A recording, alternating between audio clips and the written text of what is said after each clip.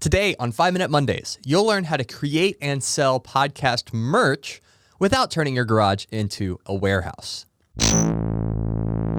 Welcome to 5 Minute Mondays, where we bring you the best tips and strategies for building your podcast in 5 minutes or less. So if you are new here, consider subscribing. Now, you've caught us in the middle of a 9-part series, if you're new to the podcast, all about monetization. So we're going over the pros and the cons of each of the currently popular strategies to help you decide which, if any of them, are right for your podcast. And today, we're going to talk about how to sell podcast merch. Now, the concept of selling t-shirts, coffee mugs, hoodies, and stickers has been popular for quite a while, specifically with bands. If you've ever gone to a rock concert and you walk out into the area immediately outside the seating area, you have all these booths of t-shirts you can buy.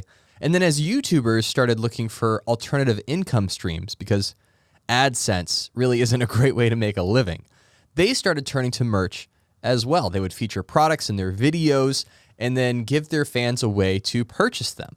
So you can sell merch for your podcast just like those rock bands and YouTubers. And in this episode, we'll cover what kind of merch you should create and then how to utilize print-on-demand services to fulfill orders. So number one, what merch should you create for your podcast? Well, it could be as easy as just slapping your podcast logo or name on a shirt, hat, or a mug. You can totally do that.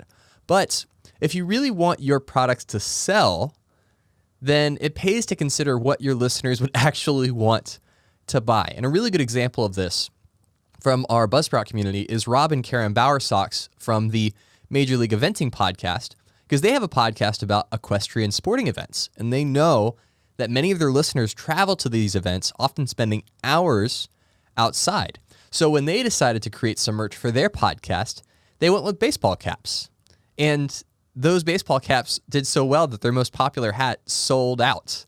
So think about your listeners. Think about what they would actually use on a daily basis. What would they appreciate? What would they be excited about? Are they students, professors, or stay-at-home moms? Well, make a cool coffee mug, because there's a good chance they drink coffee. Do they work at a startup company with a casual dress code? Then make a graphic t-shirt. Are they artistic, creative types? Well, then you can design a cool iPhone case. So all that to say, be intentional about the products that you create. You can just whip something together and throw it up on a website, but if you really want to use merch as an opportunity to develop a tighter relationship with your audience, then be really intentional and think about what they would actually want.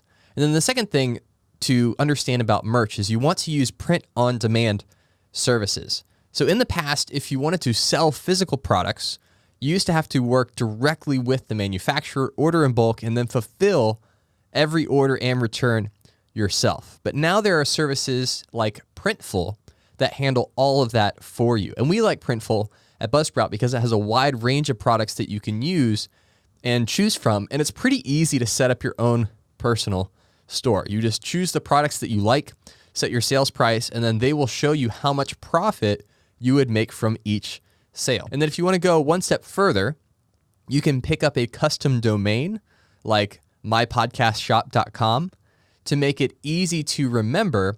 And then in wherever you set up your domain, you forward all of your traffic directly to your Printful store.